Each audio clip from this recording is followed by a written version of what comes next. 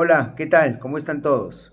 A continuación les voy a dejar un video que hice hace unos días con el capítulo Lean Construction peruano, donde hablé sobre las salas de producción y pueden ver un poco más de detalle cómo son estas salas. De hecho, hubo preguntas de las personas que asistieron al Lean Talk, que son esta suerte de charlas y conferencias que hace el capítulo todos los meses, y pueden profundizar un poco más de eso. Así que nada, se las dejo. Espero que les guste. Nos vemos.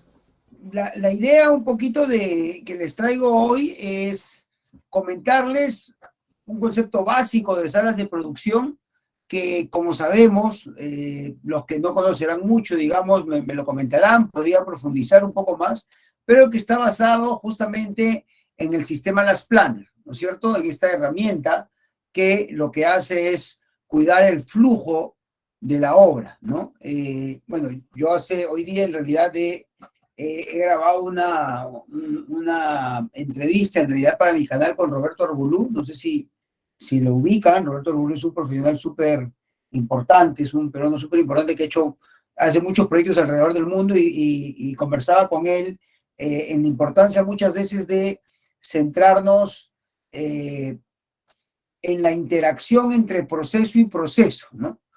Porque en nuestra industria estamos muchas veces muy metidos en cómo mejorar un proceso, ¿no?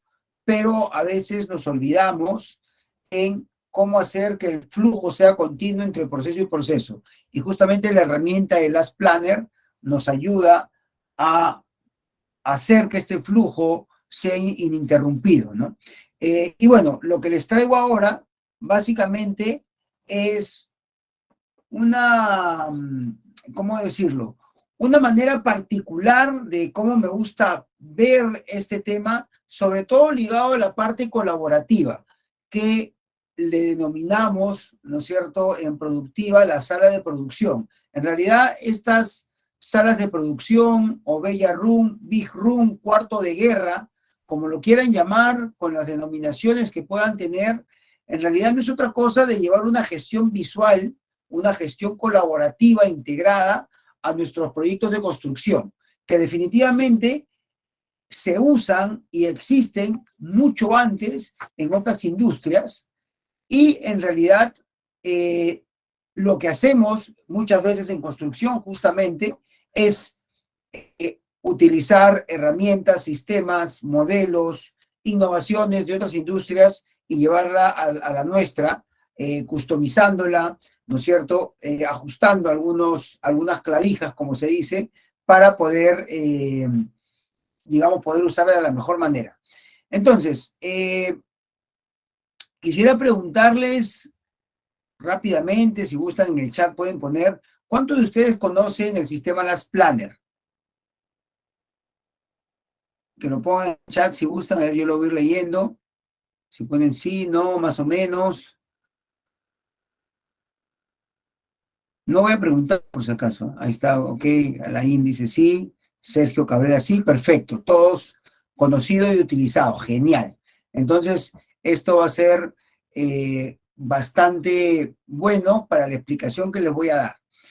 Ok, entonces, ahí William dice un poco, pero no hay problema. No hay problema porque lo podemos profundizar un poquito. Entonces, lo que está viendo en la diapositiva es una manera de ejemplificar el Last Planner en una sala de producción. Vamos a ver un poquito con más detalle algunas fotos, inclusive algún video. Pero lo más importante acá es cómo pasar el Last Planner que teníamos en lo que muchos de nosotros le llamamos el ingeniero o el arquitecto de computadora, ¿no es cierto? A que este Last Planner que tiene tanta potencia, tome más potencia aún si lo hacemos de una manera integrada, colaborativa, recogiendo el conocimiento y no solo el conocimiento, sino el compromiso de todos los involucrados en el sistema de producción. ¿Ok? Entonces, acá hay dos palabras claves: colaboración, integración y compromiso. Eso es lo que vamos a tratar de rescatar cuando hacemos una gestión visual. Entonces, como pueden ver, lo que he graficado acá son dos flechas, una que quiere simbolizar el pasado y otra que quiere simbolizar el futuro. ¿Ok? Entonces, como ustedes saben, el Last Planner tiene un plan maestro o un plan de hitos que le llamamos, luego tiene un plan de fases, luego tiene un look ahead, luego tiene un análisis de restricciones, luego tiene un programa diario y termina en un PPC, causas de incumplimiento y acciones correctivas, ¿no es cierto? Toda esa suerte de formatos, pasos del Last Planner lo vamos a ver de la siguiente manera. Lo primero en el pasado. ¿Qué significa el pasado? Yo puedo estar viendo lo que ocurrió en mi obra justamente las semanas anteriores. Entonces, imagínense que el día de hoy, o mañana, por ejemplo, hoy estamos jueves, mañana es viernes, ¿no es cierto? Viernes por la tarde, a veces lo hacen viernes en la mañana, viernes en la tarde, de eso también vamos a conversar un poco, o inclusive el mismo sábado. Y yo quiero saber cómo me fue con, digamos, mi obra, ¿no? Recuerden que todo el sistema de las planners decanta en el PPC, que es un indicador que me indica confiabilidad, justamente, ¿no? El PPC lo que dice es qué tan confiable es mi equipo de obra planificando. Ojo, no dice nada, no dice otra cosa más. No habla de variabilidad, no habla de porcentaje de avance, sino básicamente es qué tan bien mi equipo de obra ha sido confiable planificando. Si yo tengo un PPC de 85%, lo que me dice es que el equipo de obra planificó esa semana al 85% de confiabilidad. ¿Ok? Solo para hacer un poquito esa remembranza. Entonces, para atrás, ¿qué es lo que tenemos? Yo quiero saber lo que pasó la semana anterior. ¿Qué es lo que hago primero? Entonces, tengo que ver la semana anterior del PPC, vale decir, qué cosa cumplí o qué no cumplí de toda esa semana que había hecho. Entonces pongo la tarea que cumplí, le pongo un check, y la que no cumplí, le pongo una X, y me sale el PPC de 80, 85%, lo que fuese. Luego de eso, ¿qué es lo que voy a hacer? Es el análisis de causas raíz, ¿no es cierto?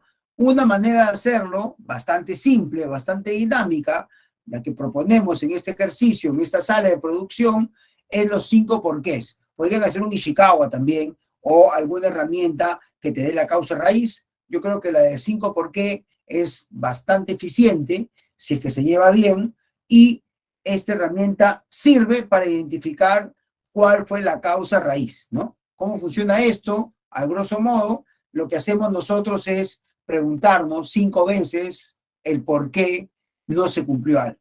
Y cada por qué profundiza un nivel de lo que pudo o de lo que pasó al final, ¿no es cierto? Eso es un poquito la idea.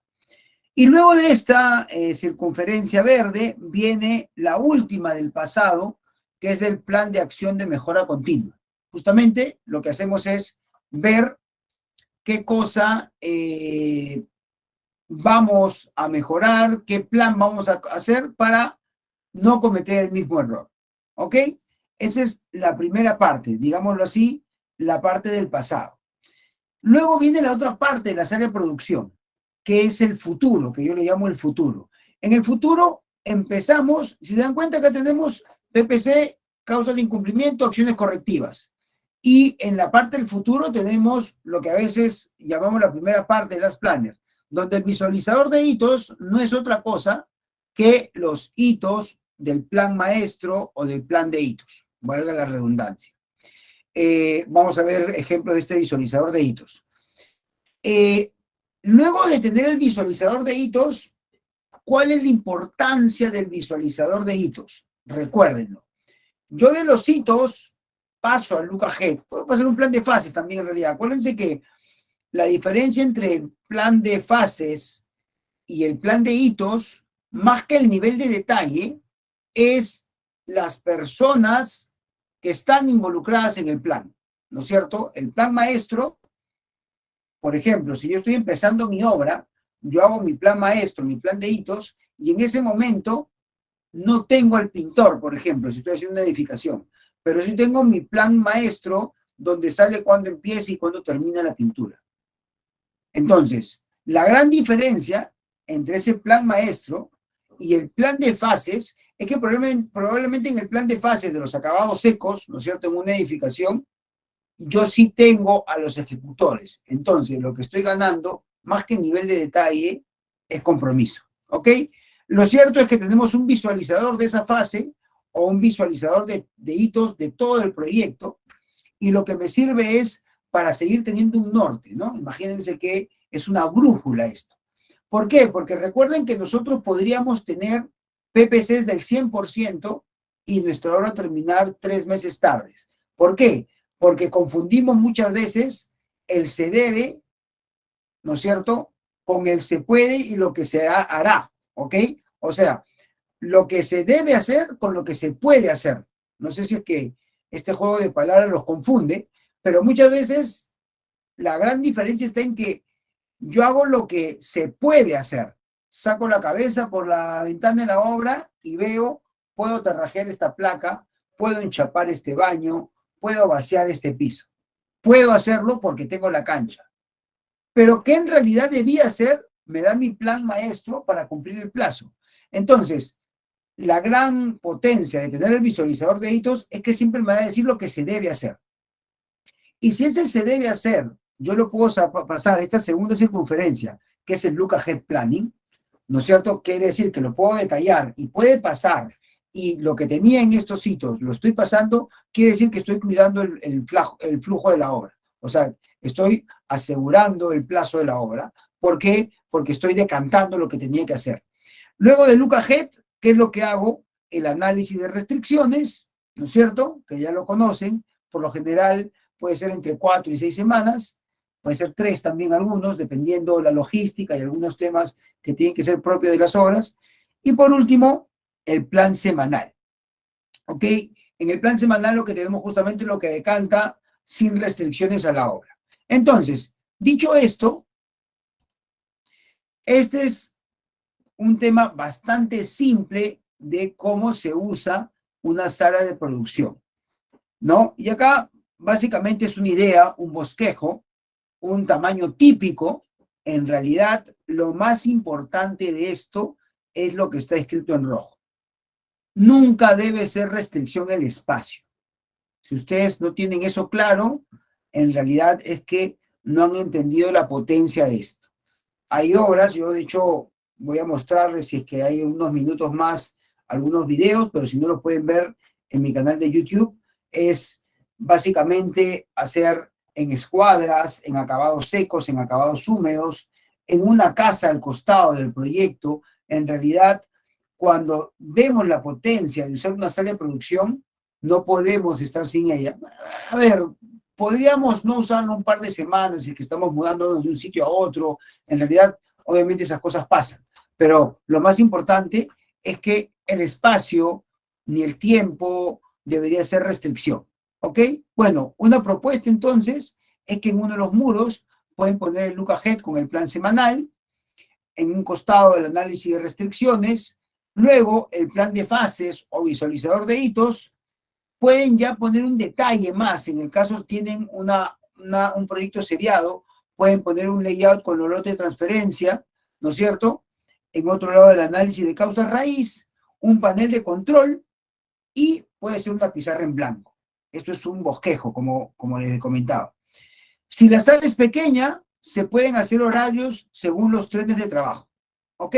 Entonces, ¿cómo se ve esto en la práctica? Básicamente, por ejemplo, estas son unas fotos, algunas antes de la pandemia, ¿no es cierto? Por ejemplo, plan de tabiquería, donde tenemos el Look Ahead, está la primera semana, y la ingeniera que está haciendo esto, está haciendo, digamos, rayando un poco. Esto es variado, cómo se puede hacer, dependiendo del proyecto y la capacidad que tenga la obra para invertir, digamos, un poco en los artículos, ¿no? Este es otro tipo de configuración. Si se dan cuenta, la gente está trabajando colaborativamente, poniendo los posits. Acá quería dejarles un tema importante para que ya lo vayan viendo a detalle. Por ejemplo, este formato que ven acá es la semana de tabiquería, donde se ve el plan o el programa semanal de la semana anterior, valga la redundancia, y lo que tenemos acá es POSITs.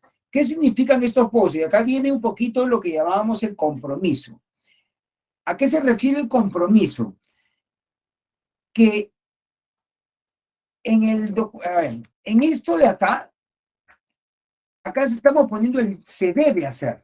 O sea, la persona encargada de la área de producción, una vez visto los hitos, traslada los hitos, o mejor dicho, el lapso de las semanas que está viendo, el zoom, ¿no es cierto?, de esos hitos, lo traslada, por ejemplo, a 4 semanas y pone lo que se debe hacer.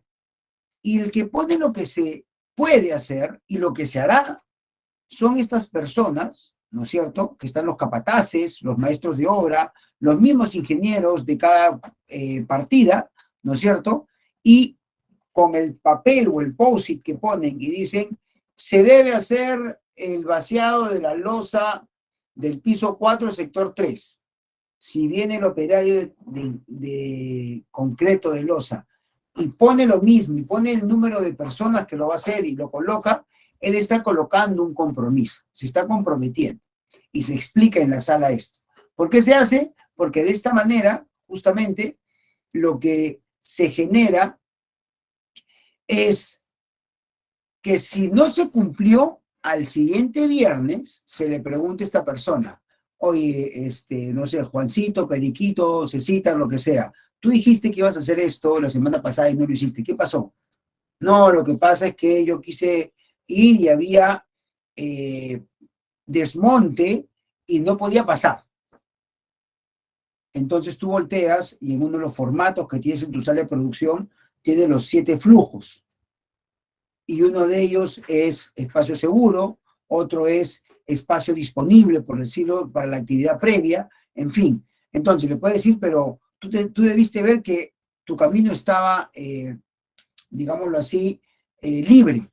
Sí, pero no lo vi. Ok, que no vuelva a ocurrir. Entonces, una lección aprendida de eso que no se cumplió es que Periquito tiene que ver que esté disponible el espacio. ¿Ustedes piensan que si se habló a ese detalle con todas las personas, ¿no es cierto? Esta persona a la semana siguiente va a cometer el mismo error. Es poco probable, ¿no es cierto? Lo más probable es que haga un mea culpa y revise y cada vez su plan o su ejecución se haga más confiable. Entonces, en mi experiencia, lo que debemos generar, lo que genera el compromiso es confiabilidad en el plan. ¿Por qué? Porque muchas veces podemos tener planes, o mejor dicho, obras, ejecuciones muy complejas, pero si hay compromiso en el equipo, hay un nivel de confiabilidad probablemente más alto. Por el contrario, podemos tener una tarea muy simple, pero si no hay compromiso en el equipo, la confiabilidad que se haga esa tarea es muy baja. Entonces, al final, no solo el problema está en la complejidad de una tarea, ni en lo demandante que puede ser una tarea, sino también en la confiabilidad, o mejor dicho, en el compromiso que tenga el equipo de obra que genera confiabilidad para hacer. ¿Ok? Entonces, básicamente acá les tenía unas fotos. De hecho, quería aprovechar un poquito para mostrarles un video. Un minutito.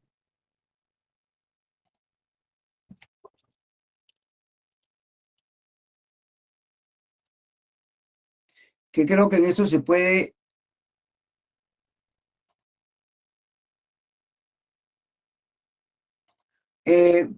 Pepe, me dices si es que se escucha cuando lo proyecte, por favor. Quiero enseñarles. Este es un poquito donde cuelgo yo los videos de mi canal. Hay uno que es bastante corto, en el cual van a poder apreciar toda la sala de producción y se las voy comentando. Y luego pasamos de repente a conversar un poquito con más detalle.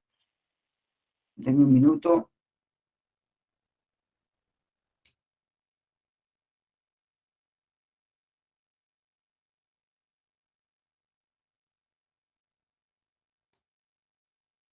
Acá está.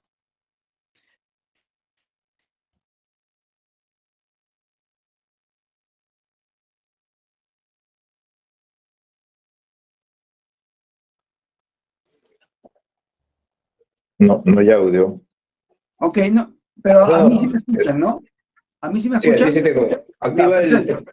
está con el parlantito Sí, apagado. no, no es necesario que se escuche porque es una música de fondo. De hecho, lo que quería decirles explicando, mientras que corre el video, cómo es esta sala de producción.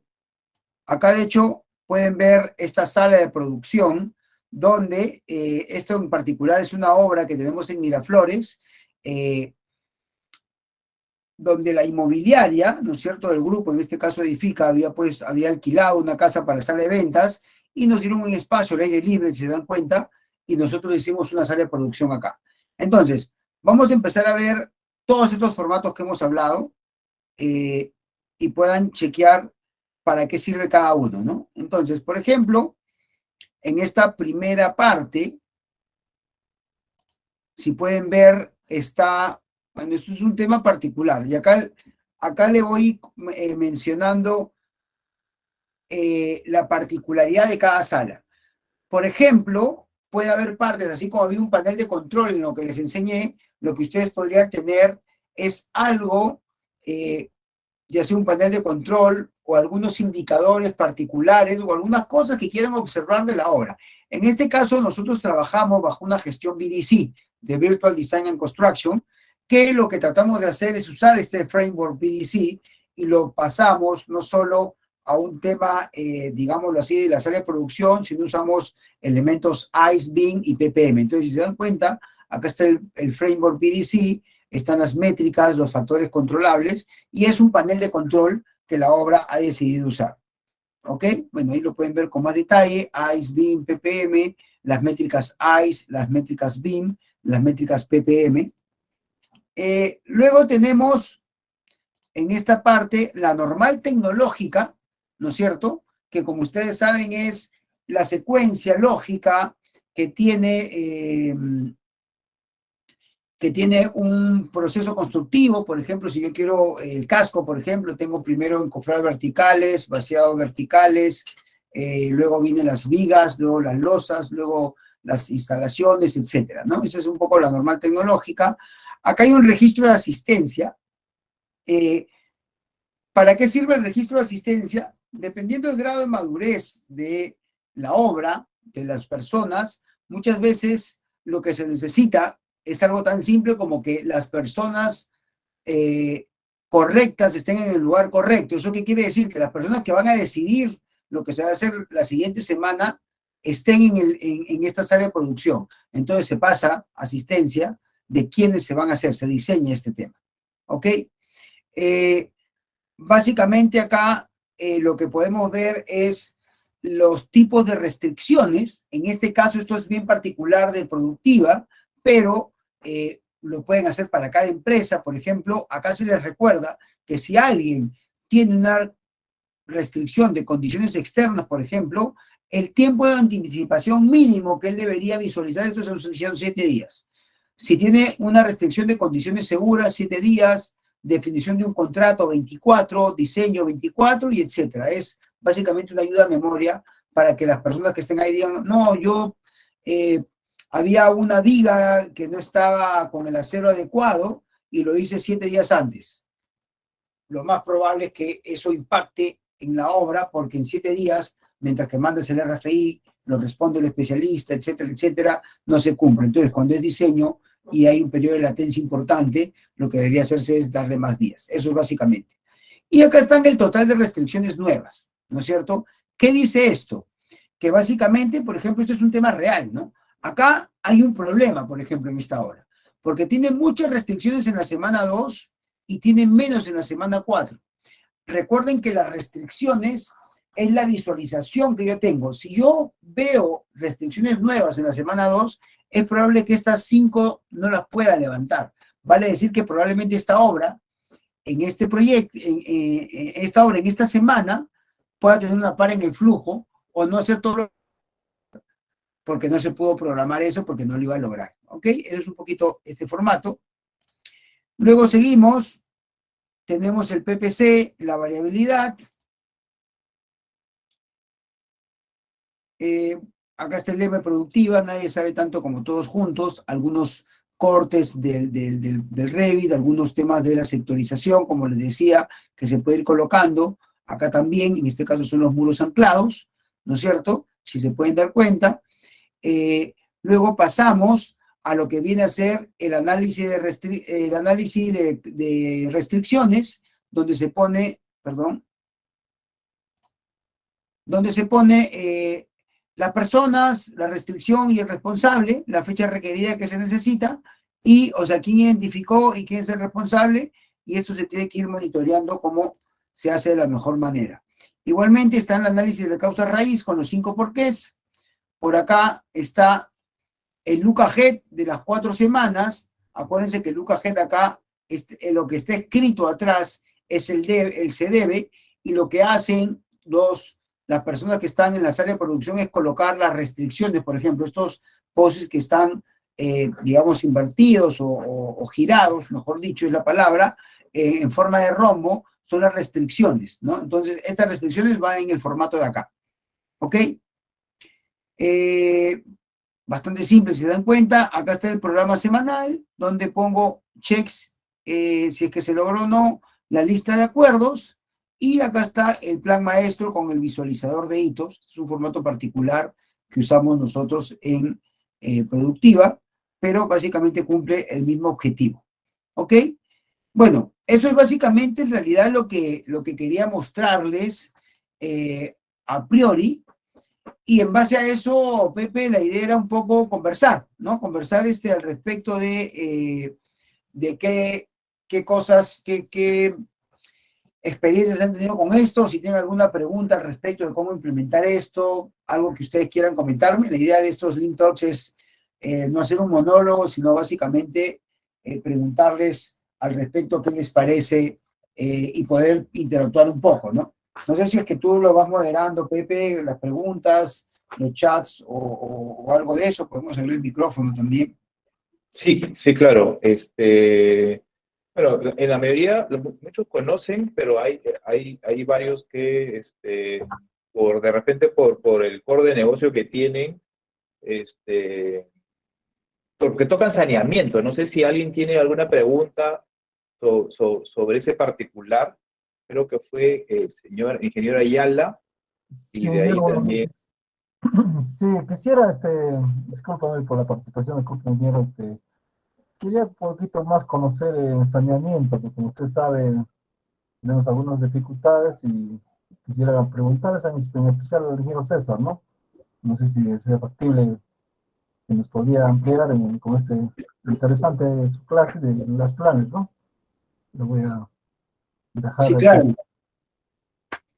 Mira, en realidad, Edgar, cuando se tiene una obra de saneamiento, es una obra lineal, es una obra que puede aplicarse trenes de trabajo, se puede sectorizar, lo cual lo hace bastante, digámoslo así, vamos a ponerlo así, no es igual, pero en sistema de producción es bastante similar a una edificación, vale decir que hay procesos uno detrás de otro, secuenciales, donde no puedo hacer una cosa si es que no he terminado la anterior, y es bastante lineal, es más lineal que una edificación, inclusive es como una carretera también, inclusive el tema. Entonces, a lo que quiero llegar es que lo que hemos enseñado aplica perfecto también. El Last Planner no tiene que ver con el tipo de, por ejemplo, cuando se habla de sectorización, sí se podría decir que es, digámoslo así, se podría decir que es un tema particular para obras repetitivas, pero en el caso de las planner,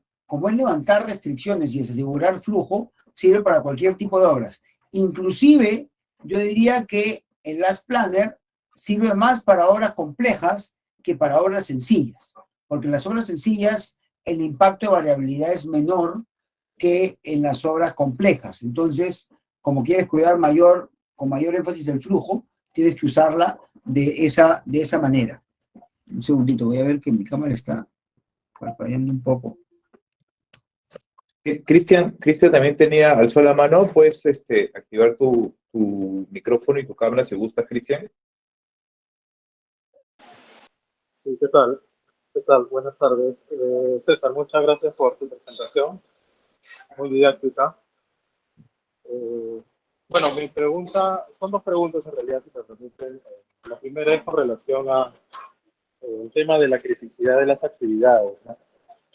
Todos sabemos que en obra tenemos siempre actividades con carácter crítico.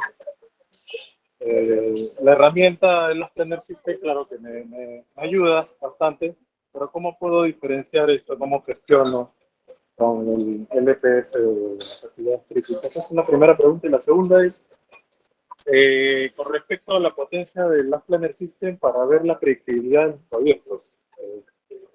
Me refiero a las proyecciones, a los forecasts. ¿Cómo yo puedo utilizar la herramienta o cómo sería el tratamiento en el proyecto para predecir, digamos, la fecha fin del proyecto o ver cuánto me estoy desviando en tiempo con la fecha fin planeada? Eso más que todo. Muchas gracias, César, por tu respuesta. Dale, Cristian, gracias por la pregunta. A ver, empiezo con la segunda, que es la que más retuve, de ahí vuelvo a la primera. A ver, si he entendido un poco tu pregunta, tú me dirás si es que respondo lo que necesitas. El Last Planner actúa, si es que vemos digamos, un sistema de gestión tradicional donde tenemos planificación, ejecución y control, ¿no es cierto? Y básicamente lo que hace es para ver si lo planificado es igual a lo que ejecutaste, tienes que controlar eso, que hay herramientas como la curva S, ¿no es cierto? O vas viendo cómo va el proyecto de esa manera. Lo que hace las Planner trabaja en la interfaz entre el planeamiento y la ejecución, para que te hagas una idea. O sea, mientras que el planeamiento, ejecución y control es un sistema reactivo de control, el Last Planner es un sistema proactivo, o sea, vale decir que trata de asegurar la producción. Entonces, ¿cómo ayuda esto a llegar temprano o a llegar en plazo en tu proyecto? Es justamente si tú llegas a decantar bien toda esta secuencia lógica que tiene de una planificación macro, que es el plan de hitos, a un programa diario, ¿no es cierto? Si tú lo decantas bien, vale decir que no pierdes lo que decía en la primera parte, si no pierdes el foco en lo que se debe hacer, ¿no? No en lo que se puede hacer. Ojo que eso es súper importante, porque muchas veces este visualizador de hitos no lo usan en las obras y empiezan a hacer el look ahead directamente.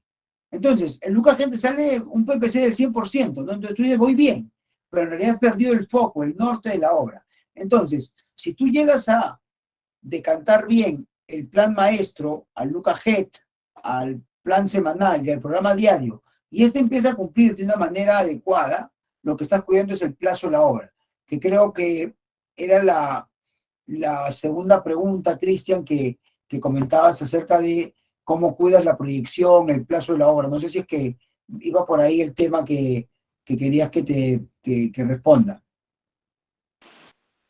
Sí, César, sí, va por ahí. Sí, y la primera me comentabas de las actividades críticas, ¿no? Sí, correcto. Las actividades críticas, ¿no? ¿Cómo lo mapeamos eso en la herramienta? Mira, hay todo ¿cómo decirlo? Hay muchos papers generados en Lean Construction acerca de, digamos, entendiendo un poco tu pregunta es, podría llamarse el peso de cada actividad y dependiendo cómo sea tu sistema de producción, cómo tú diseñes tu sistema de producción. Porque recuerda, si es que yo trabajo en un tren de trabajo, valga la redundancia, todas mis actividades son críticas. O sea, vale decir, todas deberían tener el mismo peso, porque el hecho de colocar concreto, colocar acero o encofrar, todas se vuelven críticas, porque si no hago una, no puedo hacer la otra. Entonces, en ese sentido, si yo diseño mi sistema de producción para hacerlo lineal de esa manera, todas son críticas. Lo que tengo que hacer es generar buffers, ¿no? De capacidad, de tiempo, de inventario, que lo que hacen es justamente mitigar la variabilidad y darle la capacidad a ese sistema de producción que no esté fallando en cada momento. Vale decir, si es que yo sé que, caramba, por ejemplo, un buffer de capacidad, ¿no? Yo podría tener un par de carpinteros haciendo encofrado de escaleras en los sótanos, porque sé que los carpinteros me faltan a veces en el techo cuando estoy encofrando. Cuando ellos faltan, yo esos carpinteros los subo. Entonces, tengo un buffer de capacidad de personal. ¿Por qué? Porque se podría caer el tren de trabajo, porque las personas faltan, ¿no? Nosotros tenemos estadísticas que, por ejemplo, los días lunes falta alrededor del 30-35% del personal de obra, ¿no? Bastante, es fuerte, ¿no?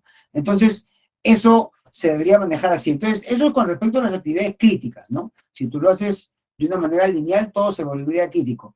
Lo otro que se ha conversado mucho, al menos de lo que he podido leer en algunos papers, es ponderar las actividades, ¿no?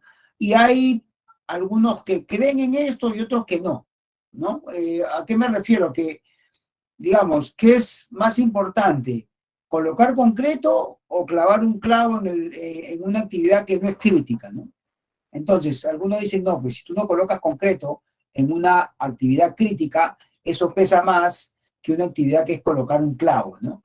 Entonces, al final, hay algunos que piensan que se debería ponderar esto, o sea, darle un peso distinto al otro, y hay otros que dicen, si tú al final programaste algo, deberías cumplir las cosas que programaste, ¿no? Entonces, básicamente eso es un poco cómo se ve este tema. En realidad, lo que yo te diría es, independientemente de cómo lo evalúes, si sea ponderado o no, si es que es crítico o no crítico, yo creo que la medición es particular. Podría separarlo si gustas, actividades críticas y las que no son críticas, y hacer dos distintos PPC si gustas. O sea, yo creo que lo más importante, y acá viene un poco mi sugerencia, al margen de hacerlo de una manera estándar y compararte con otras obras o estándares internacionales, la potencia de este sistema está en la mejora continua de la misma obra, ¿no? Vale decir que yo tengo que ir mejorando continuamente lo que estoy haciendo en la misma obra para que me vaya cada vez mejor. Entonces, esto se traduce a que ya si tome de una manera u otra la medición que tengo, si es que estaba mejorando en el tiempo, que debería quedar tranquilo porque quiere decir que está bien, ¿no? Entonces, básicamente es un poquito la idea, Cristian, del tema. Excelente. También tenemos a Fernando Echevarría, que quiere hacer una consulta. Fernando. Hola César. Fernando, Oye, ¿cómo estás? gracias por la charla, está buena. Tengo una consulta muy puntual. En una semana determinada, entiendo que el análisis que se hace en la sala de producción es tanto de la programación intermedia como de la semana en curso, ¿no es cierto? O sea, ¿es el mismo evento o son dos reuniones aisladas? En una se ve el 3 week o el 6 semanas y en otra se ve la planificación semanal, o es un mismo evento. Por lo general, es el mismo evento. Lo que hacemos es separarlo por fases, ¿no? O sea, por ejemplo, si es que en la obra tú estás haciendo el casco, eso tiene que ver con todo el Last Planner, ¿no? Tienes que ver la parte que ponía del pasado, que es el PPC, causas de incumplimiento, acciones correctivas, ves el visualizador de hitos, y luego haces el look ahead, el plan semanal y el plan diario, digamos, de la fase de casco o el tren de casco, ¿no? Y si de repente estás haciendo albañilería, tendrías que tener otra sesión con todo eso mismo de las planes de la albañilería. ¿Por qué? Básicamente porque es distintas personas, ¿no? O sea, como son distintas capataces, digamos que hacerlo en conjunto, algunos estarían sin participar. Entonces, se parte más que todo por fases, ¿no? Entonces, en una hora tú puedes tener de repente 2 o 3 reuniones, porque estás en acabados secos, acabados húmedos, casco, y entonces tienes 3 reuniones el mismo día, o inclusive, si es que ya es una obra muy grande, podrías separarla también, pero por lo general te da para hacer todo digamos, un tren particular, hacer todo el recorrido de las planas, ¿no? Esa es un poco la idea, al menos cómo lo trabajamos. Buenísimo, gracias. Gracias. A ti, Fernando. Un abrazo.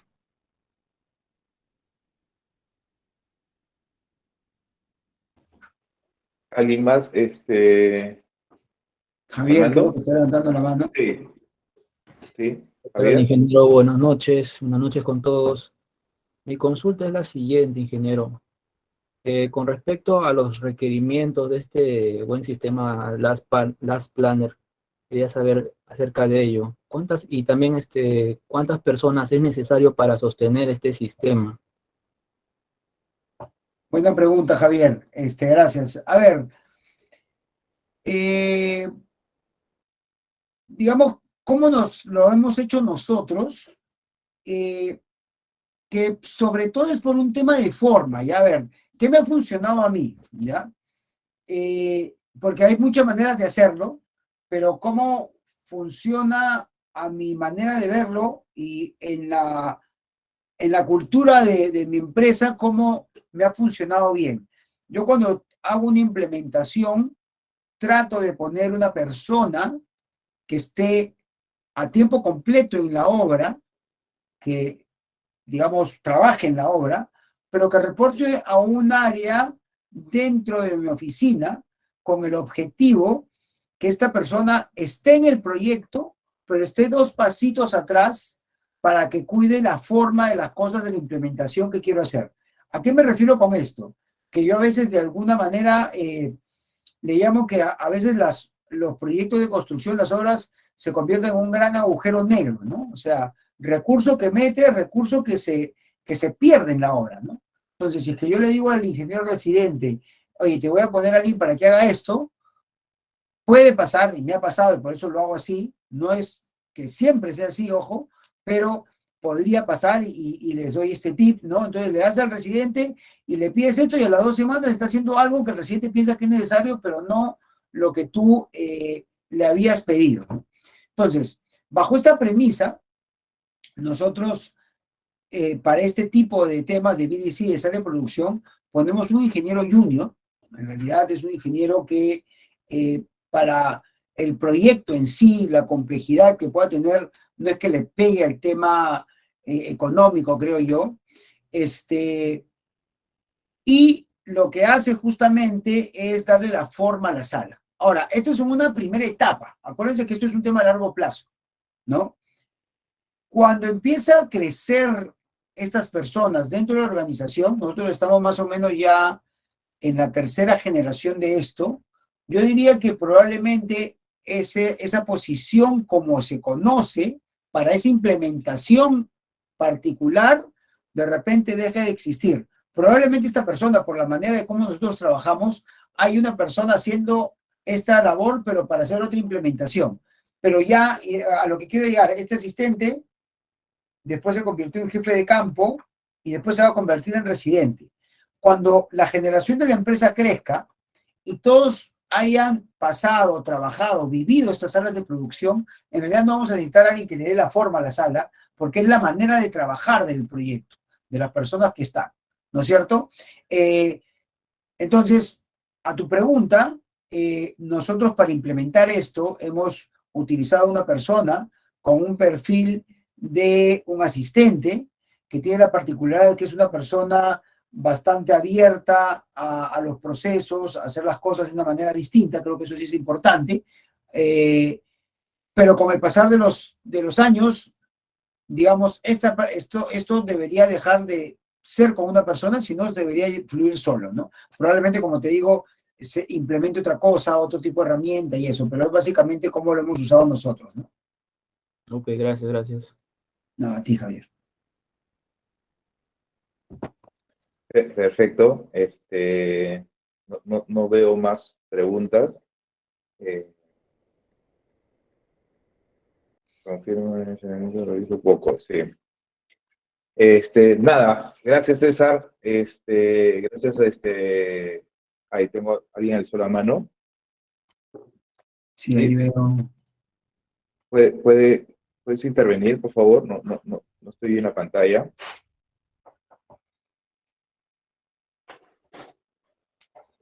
¿Quién alzó la mano, por favor? Como última intervención.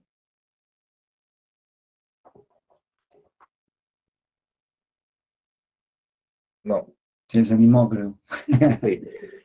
Nada, gracias César, gracias a todos por haber participado y no se olviden, todos los jueves vamos a tener conferencias y charlas sobre estos temas en los Lean Talk y nada, a todos los que están inscritos en el formulario, tengo su correo, les voy a enviar y a los que están en el grupo de WhatsApp, obviamente también les va a llegar la información del calendario de las actividades que vamos a tener en el capítulo y con las fechas que con los ponentes que van a participar.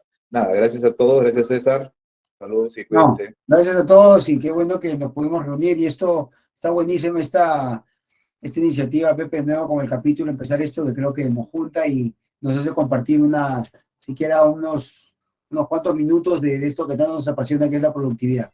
Nada, un fuerte abrazo a todos, nos vemos. Gracias.